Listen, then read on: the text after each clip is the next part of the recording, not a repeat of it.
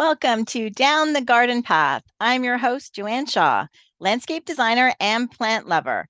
I enjoy discussing down-to-earth tips and advice to help you seasonally manage your garden and landscape.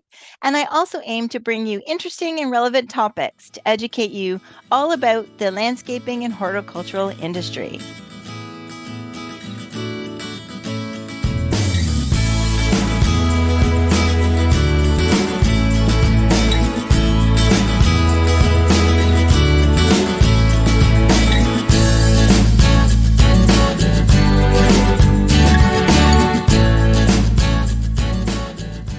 Welcome to Down the Garden Path. Today, I'm excited to have Miriam Goldberger with us. She is the founder and co-founder of Wildflower Farm, a wildflower seed production company in Ontario, Canada. A magical 100 acres where the flower gardens and meadows thrive without pesticides and are pollinator paradise. Miriam is truly a woman outstanding in her field and really a pioneer, I would say, in this industry. And I invite you to learn more about her journey with Wildflower Farm on her website. I will have the link in our show notes. So welcome back to the podcast. And we can't forget that you are an author as well of Taming Wildflowers. And I had Miriam on like almost 10 years ago, or probably 9 years ago on my podcast. You were one of the first people to join me. And I'm so excited to have you back. And wow, have things changed since you were here last? Absolutely. Yeah, it's been a really exciting time in the gardening world, and in particular in the world of native plants being included in people's landscaping decisions and choices. And more people really are aware of the importance of wildflowers, the value of pollinators in the garden, and things have really changed, I think, for the better, which is great. And back when I wrote Taming Wildflowers, or back when we started Wildflower Farm 30 years ago, people thought wildflowers were weeds. Yes. And the world has indeed changed, and people are beginning to really understand that wildflowers have enormous value. Yeah, I mean, I think I want to start off with what you say in your book under Wildflowers 101. Are wildflowers and native plants the same thing? So Well, yeah, there are still people who are confused about some of the different names, or what one would academically call nomenclature of different plants. So a weed is really a plant that someone has decided is in the wrong place. Wildflowers I define as the plants that were growing here before European settlement, so that were in a certain area for the last several hundred years, and then, of course, likely for centuries before that. And these are the plants that are very strong and very able to take care of themselves, that don't tend to require fertilizers or moisture, and will grow mightily for a very long time in general terms. Right. And yeah, I mean, I think the bee campaign from a few years ago really kind of caught on, and oh, you need to plant pollinators for bees, and so people are doing it for many different reasons. And I think I've also seen the industry change in that, like even 9 years ago, finding native, like you grew the seed, finding plants, finding things to do in an install for that's already grown, like in a 1-gallon pot, were really hard to do. And Yes. that's come along a long way, hasn't it? Yes, absolutely. We had a wildflower garden center for close to 30 years, where we were a destination point and had huge demonstration gardens and grew thousands and thousands and thousands of wildflower plants for people. And we ran lots of workshops and all kinds of things. We actually closed our garden center, I guess about 11 years ago, almost 12 years ago. Wow. But we have been for close to 25 years selling wildflower seeds online, and continue to do that. Okay. And so we have here at Wildflower Farm, we have close to 65 acres of wildflowers growing for seed production that we go out and harvest every single year. And then we organize the seeds and sell them as individual seeds selections. Like you can buy a packet of seeds or a gram of seeds, or many, lots and lots of higher volumes as well of individuals. We also sell wildflower seed mixes. Okay. Been something very exciting for us for many, many years. And now, are they homeowners that are buying from you, or are growers, wholesale growers buying from you as well? The full spectrum of anyone that you would think would be interested in growing individual species or meadow mixes do purchase from us. Everything from Parks Canada to the Suzuki Foundation, municipalities, landscapers, homeowners, condos, the lots and lots of, and now nurseries, wildflower nurseries buy from us as well, large and small. So there's just a wide range of people who use our seeds. Yes. Wonderful. So that must warm your heart to just see how it's grown. I feel like you were ahead of the curve, right? Entirely, actually. Yes. Like when we started out over 30 years ago, there were literally farmers driving by on their tractors laughing at the city slickers growing weeds. And of course, the world has changed very much since that time. Yeah, absolutely. Have you seen, so because you've been doing it for so long, climate change, I know plants that we couldn't grow when I started 18, 20 years ago in the industry, that now are growing fine, right? Or overwintering fine. I mean, how have you found, or do you feel like the native plants are more resilient, so you haven't seen a change? Or have you seen the impact of the weather in the last few? In general terms, plants are plants. And what I mean by that is, of course, plants that used to be impossible to grow in any certain area might well now be possible to grow. Right. The approach that we've always taken with what we do is that we said we only want to carry plants that are hardy through zone 3, which is way up north in Canada. That was one of our important frameworks in terms of what we were carrying. That being said, plants move around, seeds move around, plants don't, and pollinators don't subscribe to political borders. And I think that pollinators just really thrive on the plants that they evolved with, but the evolution is changing as well. But that changes more slowly. So I think it's really important in general terms, no matter where you garden or how you garden, whether you're a public or a private landscape, to include a good portion of native plants. One can easily argue what that percentage should be, and people do, but it's very important to include a large portion of native plants so that the pollinators have the opportunity to survive. But I myself am not an extremist, and I don't think one should only grow native plants necessarily. I mean, if that's what you want to do, that's a beautiful way to live and a beautiful landscape.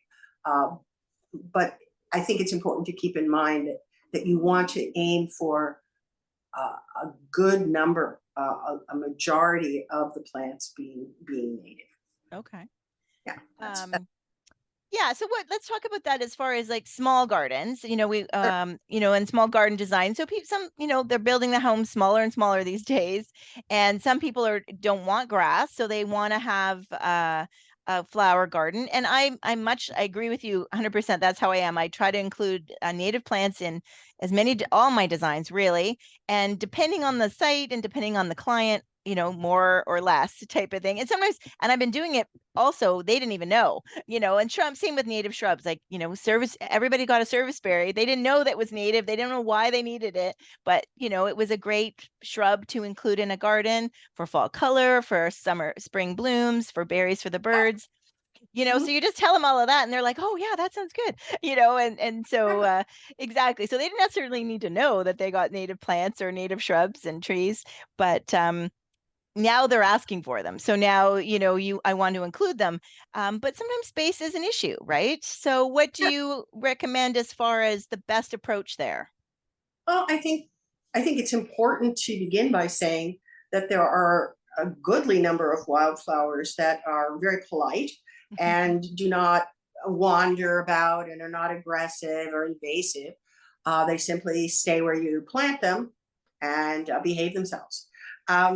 And so one can easily make choices of which plants will stay put if you have a small space. And you can easily combine shapes of flowers and grasses, because there are grasses that will stay where you plant them as well, and in full sun or part shade, or even occasionally in relatively deep shade. Plus, for small spaces, one thing that people love to do, and you can do this with native plants, is work with containers. There's a lot of wildflowers that work beautifully in containers. And I talk about large spaces and small spaces and containers in my book, Taming Wildflowers, and the different choices that are good for people to make. So that's something you can definitely do. So that's just with a polite one. So can you name three of your most favorite polite ones? Well, one late summer, early fall is the Ooh, yes, share with us. It's beautiful. So for our listeners who aren't watching on YouTube, you can Miriam sharing with us this beautiful bouquet she picked today. Yeah, I have a sweet black-eyed Susan, or Rudbeckia subtomentosa, which is a stable perennial and will come back year after year. Is absolutely gorgeous. Then there's a grass right here. Oh yes, really see little seed heads. Yeah, the little seed heads. This is prairie dropseed, and again, it is a clump-forming, non-aggressive, will not bounce around, gorgeous grass that looks beautiful from late spring, really early summer, right through into the fall. So those are two. And then another great selection would be the Gaillardia, or blanket flower, which is vivid and polite, and bright yellow and orange and red colors that will stay in bloom if you cut off clip off the finished blossoms. Right, deadhead them, yeah. Deadhead them, yeah, right up through frost. So those are three simple options. Perfect. And obviously there's more in the book. But it's any good to more in the book and on the website. Yeah, no, that's good to know.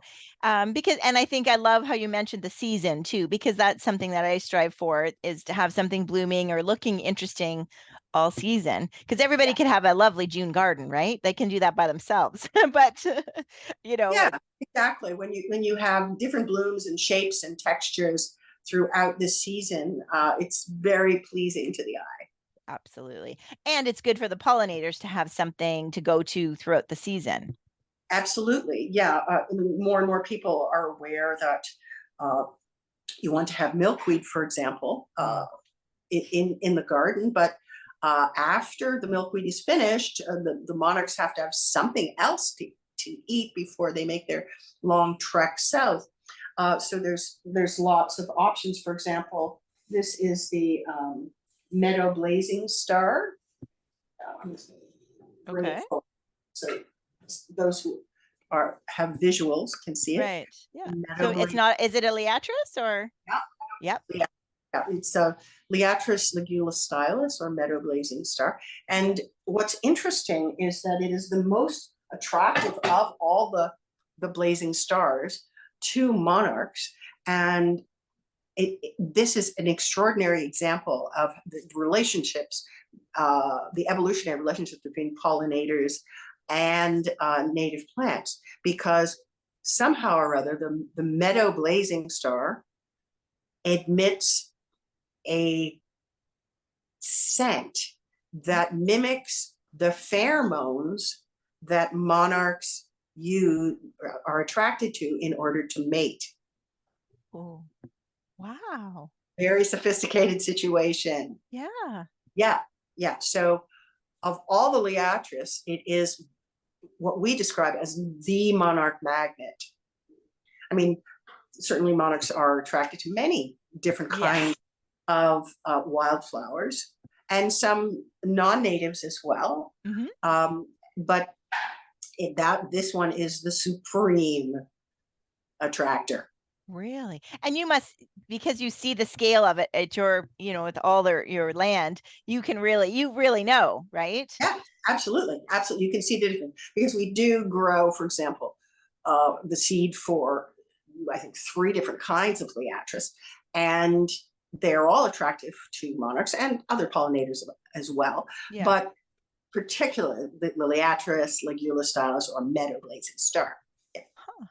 That is wonderful. That is good to know. So I guess I need to really get back to your book about when I'm designing for clients and things, and my own garden. So my garden's, a test site as well, on a much smaller scale of how things go and how, what's especially when they introduce a new plant. I mean, I know those are more of the hybrids and things like that, and shrubs, but I've started adding more native plants to my own garden for 2 reasons. One, because, I want to have them and want to, benefit the pollinators, but also to just be able to guide my clients in how to, how to handle it, type of thing. Because the challenge is I've spent all of the growing season, most of it in other people's gardens, right? And mine has to kind of take care of itself. And because I'm a corner lot, and my neighbors enjoy it more than I do, right? Because they can see it from across the street.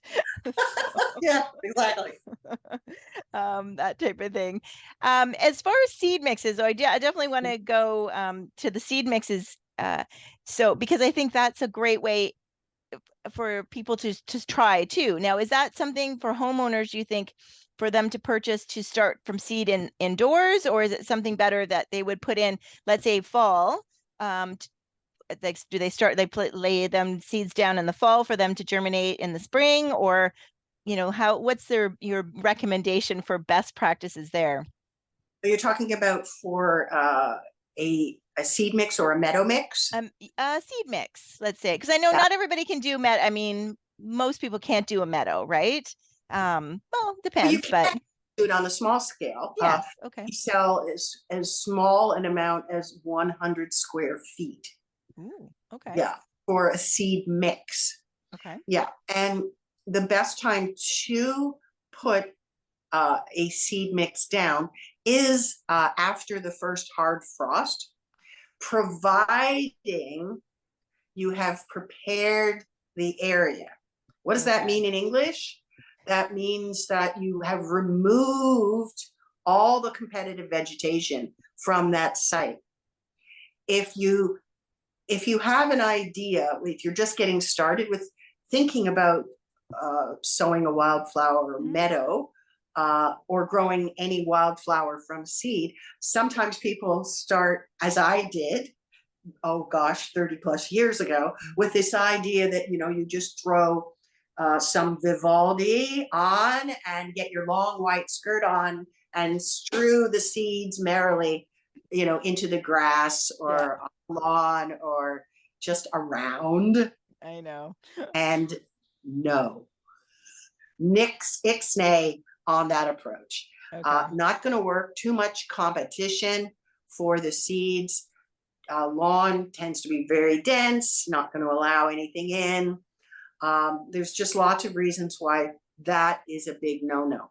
You really want to prepare the site if you're going to grow something from seed.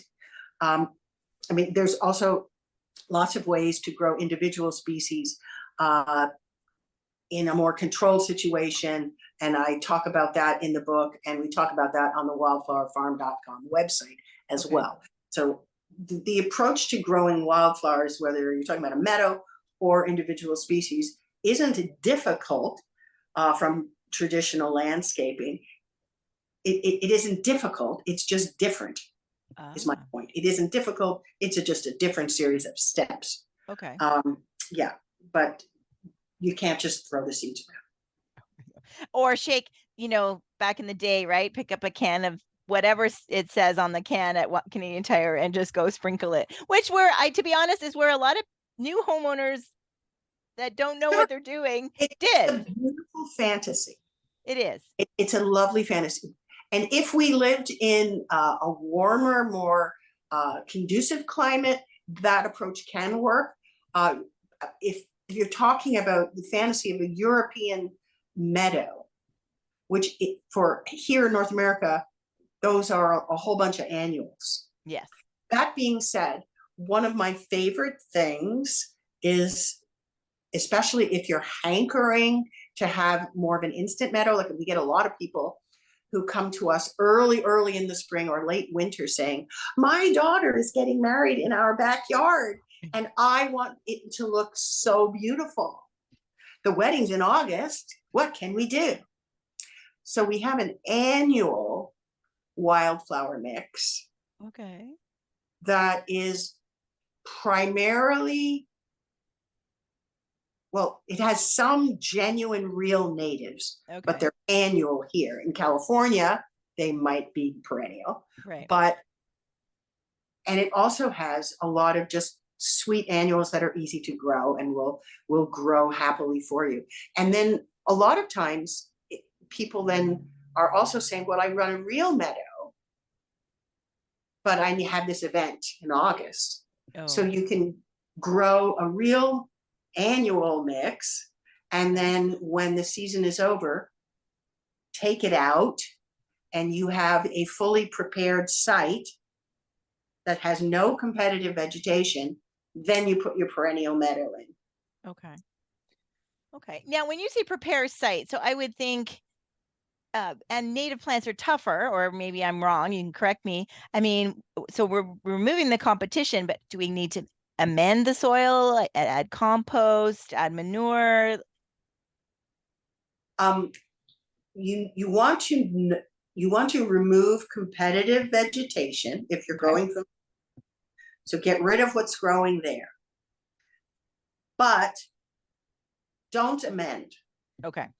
The answer is to know what the conditions are, the kind of soil, the amount of moisture, the amount of sunlight the area naturally receives, because that way the roots of the plants are living in the right conditions.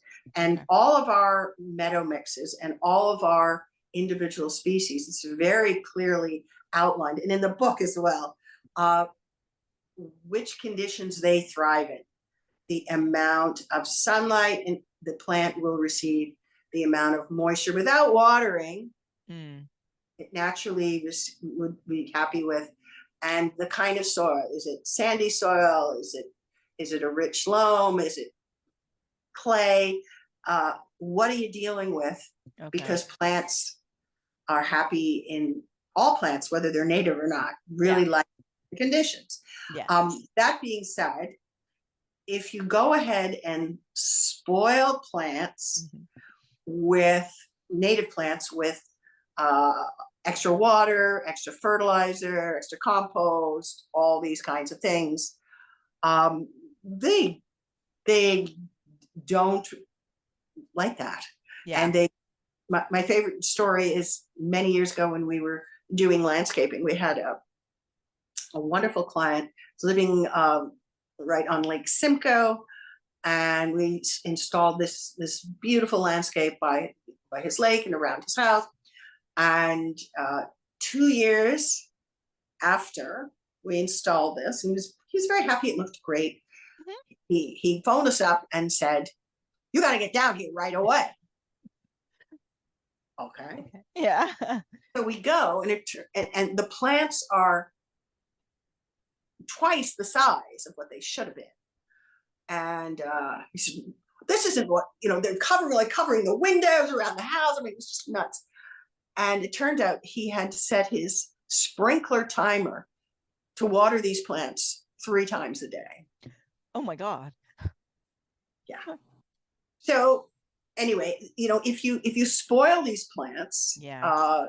they're going to do other than described. Okay. Are there things now I have a specific situation. I'm going to put you on the spot. Sorry. So I'm All right. helping a community garden in Pickering with their native and pollinator garden. Nice. And they are unhappy with how some of the native plants are performing because they're all flopping over. So gray-headed coneflower, Mhm. and I forget which goldenrod that they have, but they are not like they are, so now Well, they're tying, pardon? how is the site prepared? Mhm. Was the soil amended? We don't know. I think it was because because the city prepared, it was one of those where the city prepared the bed and then they planted. And they planted, baby things. I think about 6 or 7 years ago. So this garden, they're still like they've been working. She's got a good set of volunteers, but now she called me again to come and see, and everything's strung up and tied to, they asked the city for a sign, so we got a sign 2 years ago. Well, now they're using the sign to tie plants up to the sign to keep them up, right? Which Yeah, is, I think I would have a couple of responses sure. to that, which I hope will be helpful.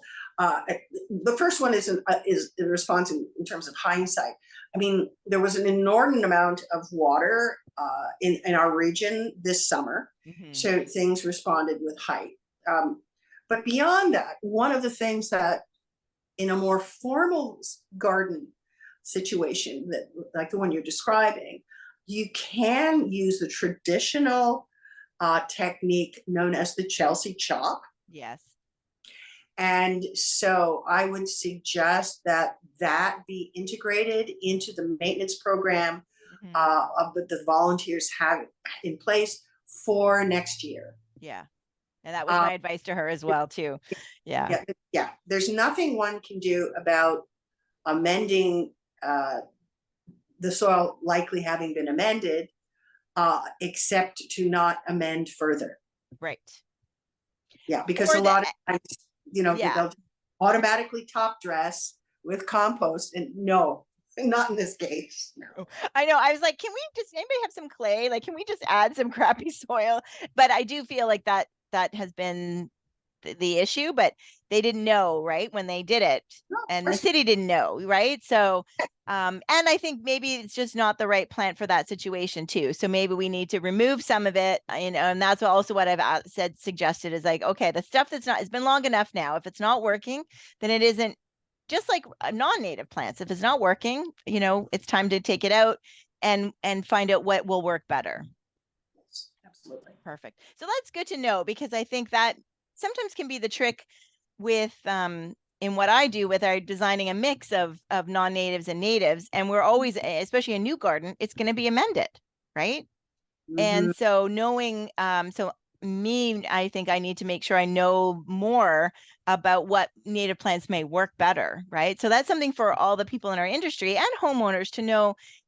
All native plants aren't the same, that you really need to make sure, right? Not at all. As far as planting conditions, yes, not the same. Exactly. Entirely different criterion. For example, people are often asking me about wanting to grow the native lupin because they're so beautiful. They're lovely, soft blue. They attract the rare Carner butterfly. They're just a lovely springtime, mid-springtime kind of flower to have in the garden or the meadow. However, they really need a very sandy soil. You cannot put them in a lovely rich loam. They'll just not survive. Yeah. So that's a good example of the fact that all plants have very different requirements. Yes, yeah, because in Prince Edward County, or not Prince Edward County, PEI, they grow in the ditches, right? Because that province is full of sand everywhere. So it's something that's very easy to grow. And so people that come back, so I always find the people that ask me about lupins in their garden are the people that just got back from Nova Scotia or Prince Edward Island, right? Because they're like, well, it's growing everywhere. Can't we grow it? It's like, no, you can't. It's very, very hard to grow. So yeah, so that is true. It's very specific. Can we talk a little bit about shade? Because I think that also people think because they have shade or part sun that they can't grow native plants or flowers. Now I know you can have native ferns and things like that, but sometimes people want flowers. So do you have any recommendations on flowers? Well, it depends on how deep the shade is. Okay. If you're talking about an area that is really dark, then there are a very short list. Mhm. Really, a lot of the springtime wildflowers like Jacob's Ladder, Columbine, the native Columbine, Aquilegia canadensis, are two really good examples of wildflowers that will do well in deep shade. Okay. If you're talking about part shade, then you've got, which would be, kind of 5 or 6 hours, maybe 4 with indirect light. Mm-hmm. There's a decent list. List. Okay. Excitingly enough, the pale purple coneflower, Echinacea pallida, can handle part shade. Okay. Boneset can handle part shade. The anise hyssop can handle part shade. Monarda fistulosa or bee balm can handle part shade. Again, the complete lists of all of these are available in my book, Taming Wildflowers, as well as on the wildflowerfarm.com website.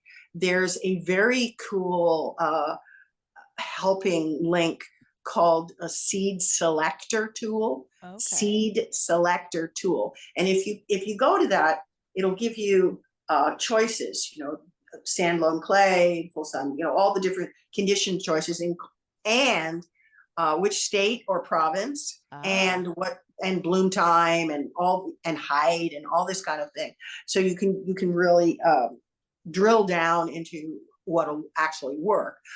There's a good list of part shade. Oh, another one that's one of my favorites that works in part shade is the wild quinine or Parthenium integrifolia. Beautiful white flower. I don't have any in my bouquet, just by chance. So I can't show it to you. Yes. But it's called wild quinine. And you can certainly look it up on the Wildflower Farm website. It's great because it'll grow in part shade or full sun. And it stays in bloom from early summer right into the fall, and it works as a cut flower, and it works as a dried flower. So, I mean, it's very versatile. But it's a larger list than it fits in my brain for part shade. Yes, as I put you on the spot.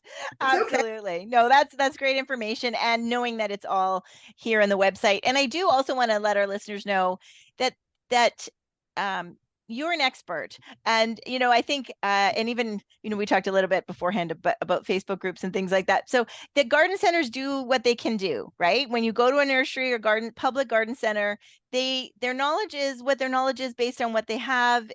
So I think it's important, if you really want to succeed, is to do your research and not just be ask a question, get an answer, and just take that as gospel. Because I think, especially when it comes to native plants, we want to know from people who have been growing them, and especially for you who've been growing them for 30 years. And so I think it's, in some people's eyes, this is a new trend, and even though it's not. And bad advice is out there for all kinds of things, right? From our medical advice to our gardens. So I think I want to implore our listeners to do your research. Look at Miriam's website, buy her book, dig into what is best for your situation, and that know that, take what, certainly there are definitely knowledgeable people that work at garden centers and nurseries, but they may not know the specifics of like that's, that you can amend the soil, or different situations like that. So I do want people to know that whether you're buying native or non-native, it's important to do your research if you're doing this on your own. And that there's lots of people out there that can help you. I can help with design, I can help with a lot of things, and your research, the fact that you give all that away on your website is very generous. So I want to see people succeed, right? That's my thing. And I hate when they like not listening to the right people in the right situations with the right knowledge. So I think that's very important. Thank you. Yeah, I agree. I think with anything in life, if do some homework, Mhm. actually read. A lot of people these days, we're very busy and we can get a little bit impatient. So a few minutes of diligent homework makes a huge difference. Yes. It Yeah, does. it really does. It really does. So now I want to transition away from flowers for a few minutes as we, near the end of the show. We were going to start with it, but now we're going to close with it. So we can talk all about flowers, but there's still homeowners and still situations where we need a lawn. And more it's become challenging to maintain a traditional lawn. And you have a seed mix called Eco Lawn. So do you want to tell all of us a little bit about it? Yeah, Ecolawn was developed by Wildflower Farm over 20 years ago now. Mm.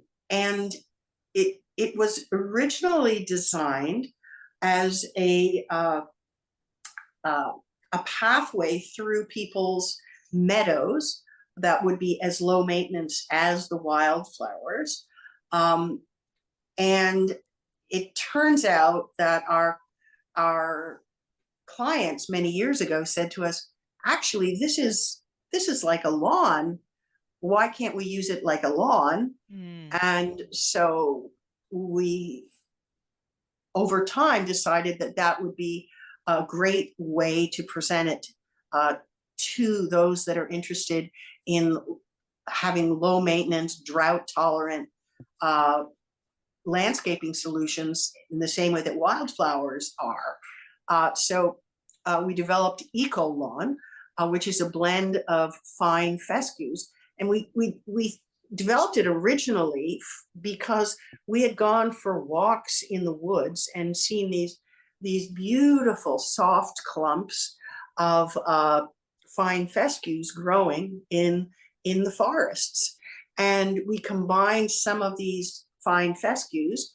Some of them are clump forming, some of them are spreading, Okay. to create a lawn that actually is visually and tactilely like a lawn. It's an actual lawn. Only these fine fescues have deep roots, so they know how to source their own water once established, which means that they are drought tolerant. And it also means that Ecolawn will grow in the deep shade, the part shade, and in full sun. Mm. So that it is a very versatile lawn alternative, which people use as a lawn.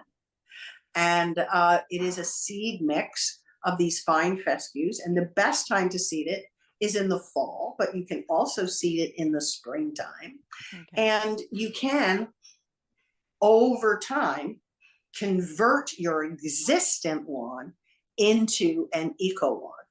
Okay. And we describe that process on the website, wildflowerfarm.com. And this is a lawn that is used on a small scale. If you want just a tiny patch of lawn, Mhm. or if you want to do a large scale, it's been used at very large scale. It becomes over time very dense and actually crowds out weeds.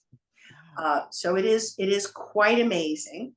And fine fescues are not the same as tall fescues or any other kind of fescue. Mhm. Fine fescues are fabulous to walk on barefoot, and germinates quickly, but it grows slowly, which also means that if you're using it just like a regular lawn, it looks like a regular lawn, but you're only mowing it a few times a year. Ah, So it's super low maintenance. Super low maintenance. And okay. it even grows under pine trees.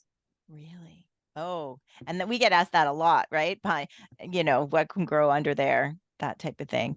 And you say, and so when you say fall is a good time, so we're doing this show in mid-September, is it you're looking at more October? Anytime now is great. The month of September is ideal. Okay. Anytime starting from the end of August through September is ideal. I mean, you could this year, it's going to be a very warm fall, so you could probably get away with October, early October. But why is it an ideal time? There are several important reasons. First of all, weeds are not starting to grow and new weeds are not germinating this time of year. So weed competition is not happening. Okay. Secondly, there's a lot of natural dew, a lot of natural moisture in this time of year that makes it absolutely fabulous. Plus, the ground will not freeze for quite a few months. Yeah. So the roots have a chance to get established. So it is an ideal time. Okay. But it doesn't need the watering, the fertilizer that traditional lawn seed needs, correct? Yeah, once this lawn is established, it requires little to no watering. It requires zero fertilization, and you're only mowing a few times a year at the most if you want it to look like a regular lawn. It's also a great kind of lawn to have naturalized bulbs growing in because I've got an area that I've just put in a large expanse of eco lawn. And in another few weeks, I'm going to be putting in lots of daffodils to naturalize in that area. And you never want to cut off finished daffodils or any other kind of bulb because you want the bulb to mature and be available to grow for you next year. So if you're waiting longer to do your first mow in the spring, it's ideal. Yeah. Excellent. I just had another question about Ecolon. Oh, containers. You were mentioning before the show, we were talking about growing Ecolon in containers and growing. Yeah. So tell us about that. So, well, in another few weeks, we will see amaryllis in our supermarkets.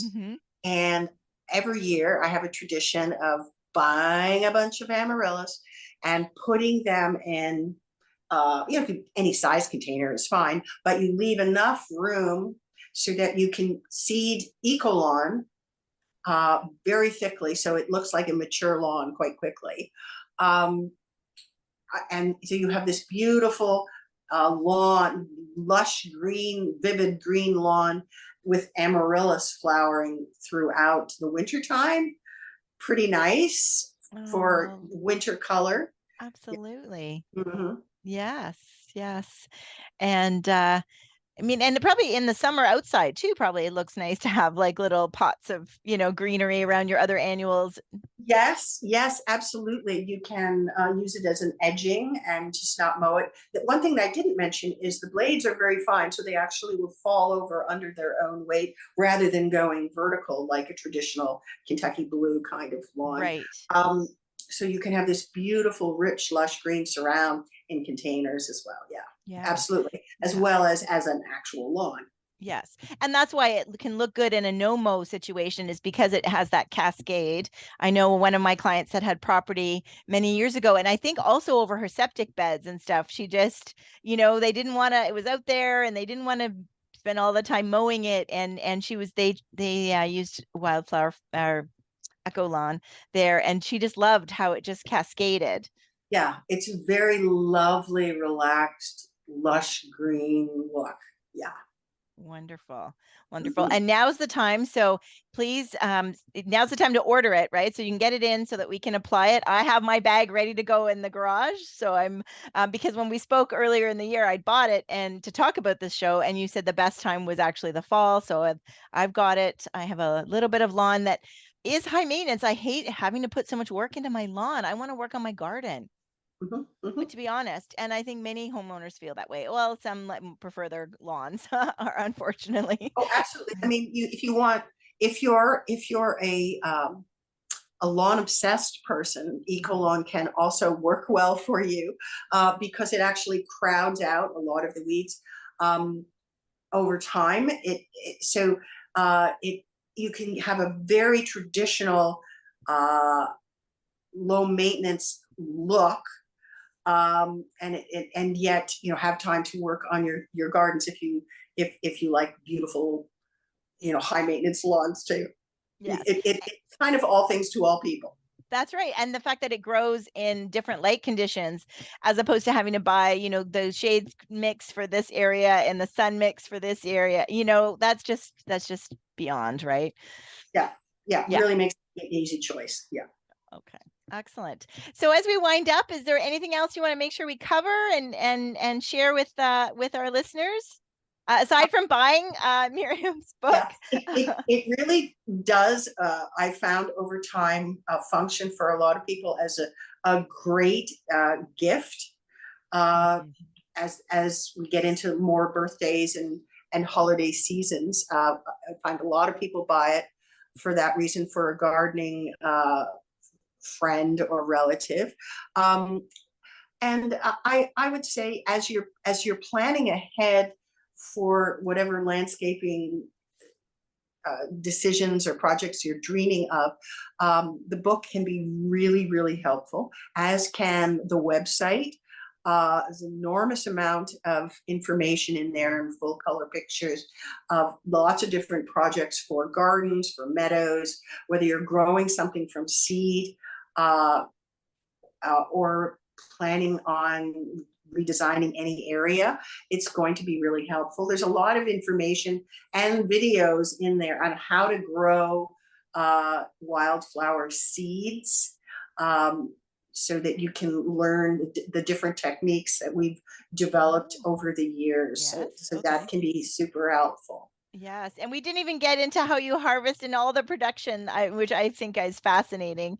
So hopefully we can do another show to talk more about that. But yeah, I mean, I congratulate you for being a pioneer. I really do. And we need to get you to speak at like the landscape designer conference or something, like, you know what I mean? I don't know if you're doing speaking right now but I think we need more good information out there as an industry and as a designer in the industry and as a gardener in the industry.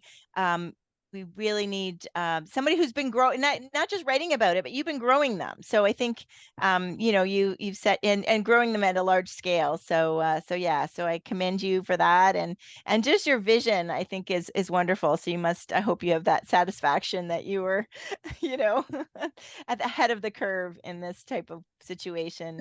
And please check out our website. Definitely wildflowerfarm.com.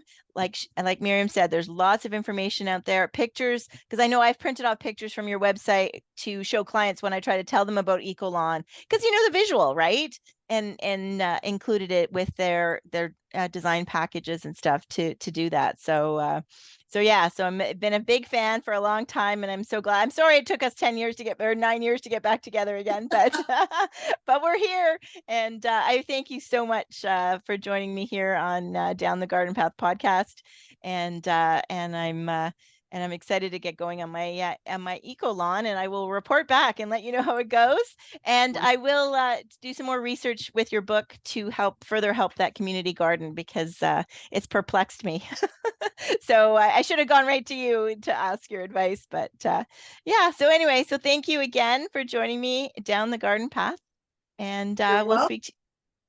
Thank you so much, Joanne. Great to see you. You're welcome. Good to see you too. Good to see you too. Bye for now.